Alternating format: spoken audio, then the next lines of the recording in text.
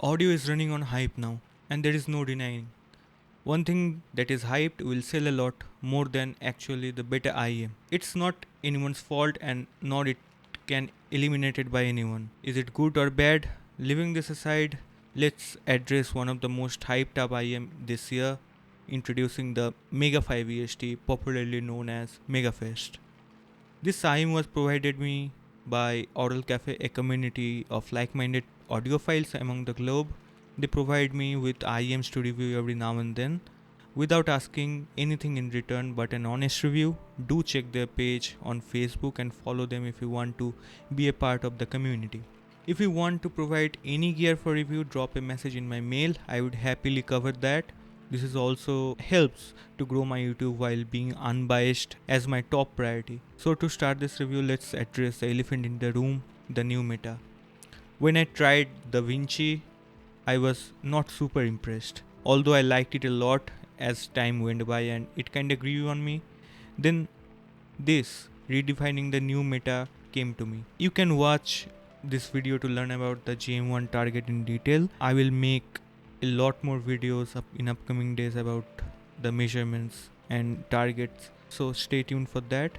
Moving on, I have the clear version of this IEM and this one is older version of the Megafest, and kudos to Oral Cafe for discovering this IEM way before it blew up, so I can easily compare newer versions in the future. By comparing I mean Hiresaudio silently retuned the IEM with their new releases, and I know it's very frustrating that they haven't provided enough information at the right time. The new one is said to have a better shell, new at least, and better venting, which is said to be a bit more defined. They made the IEM a bit smaller and refined too. The drivers are still the same, but the ergonomics venting did change the sound a bit. How little, I don't know. Then again, this summer they did some changes again in the IEM, which caused a bit more clarity to the sound, which I think is needed. They are also releasing a bass version of this IEM, which is also similar to the HBB collab. Too frustrating, well, 100%. They could have avoided selling newer version of this IEM by selling it as AC or Pro. But leaving this aside, let's continue to the review. To start things off, let's begin the subjective review of this IEM. This IEM is very bass focused and we can call it a bass boosted neutral. The mids do not suffer from the bass elevation, rather than they feel very husky and full.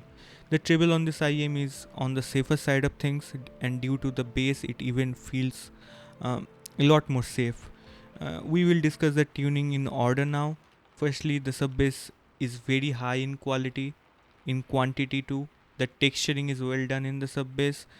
It does feel physical and rattling at some times. This is the most shocking factor for me since this IEM is very popular, and it seems that people are really after a lot of bass. The rumble everyone wants is here. It is very detailed. It can extract bass from even bass shy tracks too. Sometimes it feels a little bit too much, but not in the sense that it is affecting quality of the overall spectrum. It's just that my ear canals are small and I perceive bass a bit more than an average person, thus my love for neutrality, it might be sometimes a bit overbearing. I would go as far as saying that the sub bass is enough to satisfy a bass head. In hollow 16-bit remix, the sub bass just rumbles too much, kinda massages my ear canals. It is detailed and textured, although it is not super tight or fast, but it comes clean and separated from the mid bass thump. In Volta by Boogie Belgique, I know I murdered the name, the sub bass acts as a stage to stand the whole song. It never felt overbearing, clean, agile, and tasteful. Now, coming to the mid bass section of this IEM, it feels quite continuous, but some things do fall short. The texturing is somewhat a bit blunted than the sub bass. The impact was there, but not as the sub bass, which is a great thing for me, but might feel discontinued in few songs. At this point, I'm just nitpicking, so rest assured 95% of the time you won't feel these things in the sub bass. On the other hand, the mid bass is tuned phenomenally. It takes all the advantages from the sub bass, but it saves it from affecting the mids even a tiny bit. Not only that, it gives the lower mids a bit more definition, which I will talk later on. In the song Anthology by Overrek, the bass felt thumpy, a bit on the blunt side of things in the sense of texturing.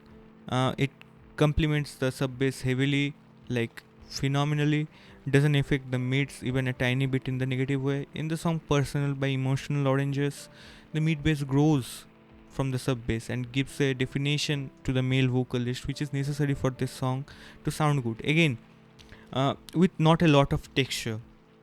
Lower mids have that grand feeling with weighty vocals. They feel husky and well defined, slightly warmer than the neutral, although there is less of textural information here too. With on the other hand, it adds to the whole listening it for a longer listening sessions. Um, Classic rock pop song sounded very analog like, very neutral and inherently warm in tonality. It is a joy to rediscover the old songs in this IEM. Beatles, Eric Clapton sounded beautiful. Female vocals sound overly safe. It might be a bit boring on one hand, but on the other hand, it is very safe for treble sensitive people.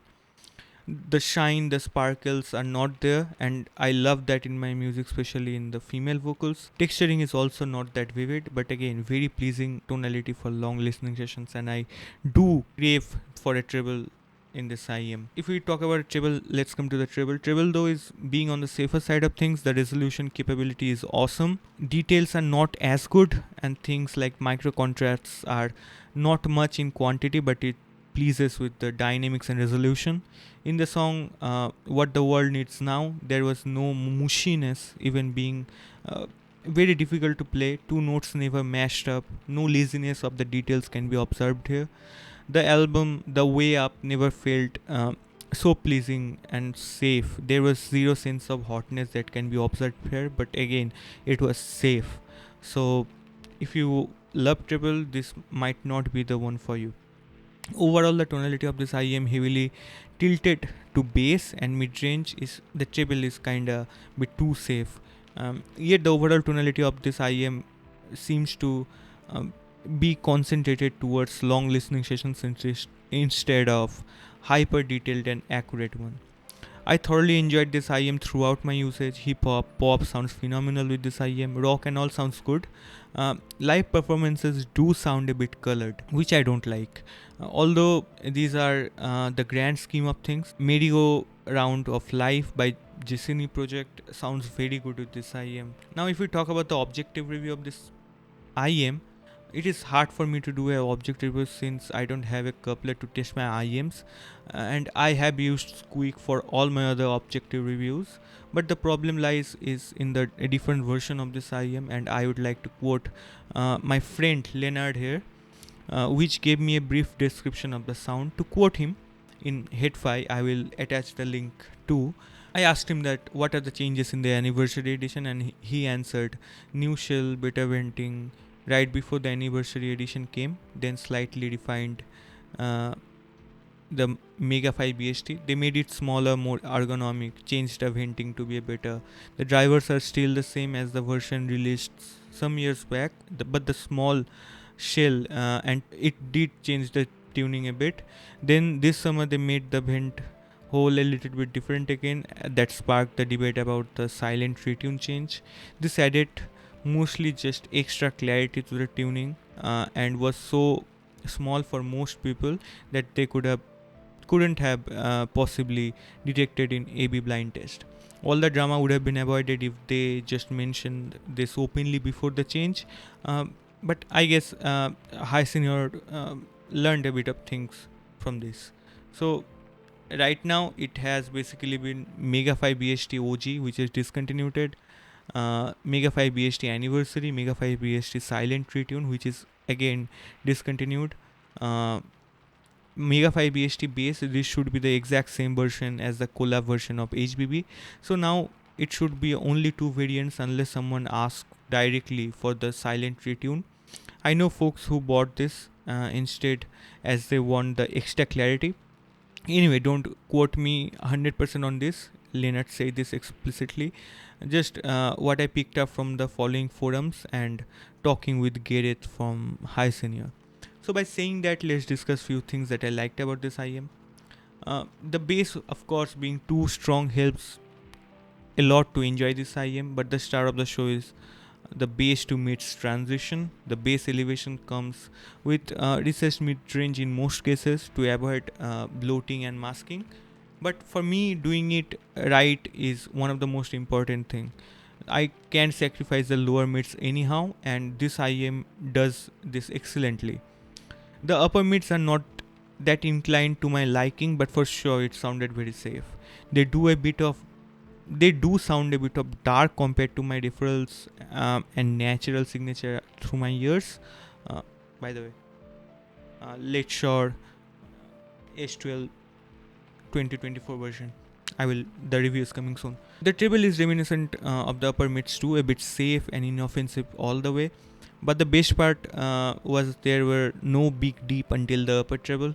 It does lacks the presence region and sense of details, but it will give you the safer tonality. If we come to the technical aspects of this IEM, detail retrieval doesn't impress me in this IEM. At this price that it is coming, I would have needed a bit more micro contrast and textures, and especially at this price it is coming at, I would definitely expect a bit more details from this set. Mind you that detail retrieval is not same as resolution on this IEM is pretty average. It is not as bad as the detail retrieval. I would have liked a bit more resolution, but it doesn't bother me that much. It was fairly transparent while it was not implemented as well as I would have liked, but it is kind of average, and it is on the acceptable range for my listening sessions. Imaging is again very enjoyable. It might not be as accurate as something like i600 or Pilgrim, but it is fairly enjoyable, and I have no complaints about the imaging. Soundstage wise, it feels fairly spacious, but it is very close to my reference. Slightly more than optimal staging can suffice both personal and intimate listening sessions. I was quite impressed by the soundstage. Okay, so conclude this review. Is this a good IEM? Of course it is. Do I recommend this? If you all want is a natural profile with huge bass boost, this IEM is very good because it will give you that warmth in the lower mids. It will add a lot more value if you prefer safe tuning and relaxed tuning. I definitely enjoyed this IEM a lot and wouldn't mind a bit more treble, which is improved in the future versions too. So for me, for the new tuning, I definitely rate it higher than DaVinci. It's an amazing IEM, but again, the details and resolution is not that good. But if you enjoy tonality of the IEM, if you enjoy true music, this IEM is freaking good. So that's it for my review. Do ask for comparisons in the comment section, and I would happily reply you the comparisons. So this is my take on Hisense Mega 5 BST. Thanks for watching my video. Be sure to like and subscribe. Bye.